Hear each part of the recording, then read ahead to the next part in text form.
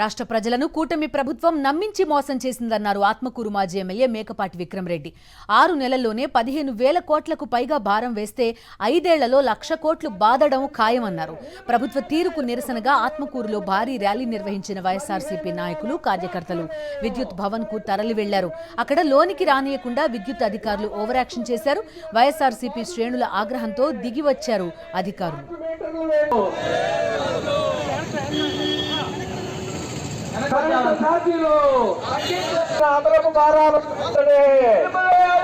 వ్యాపారస్తులపై మోసిన అదనపు భారాలను వెంటనే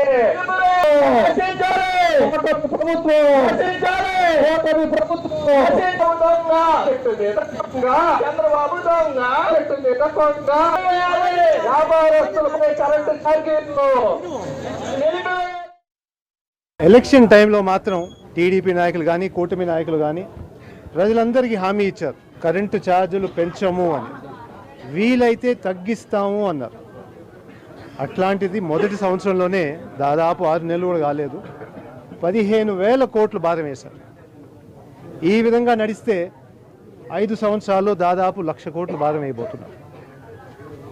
1,00,000 కోట్ల భారం ప్రజల మీద వేయబోతున్నారు విద్యుత్ ఛార్జీలు అని చెప్పేసి. ముఖ్యమంత్రి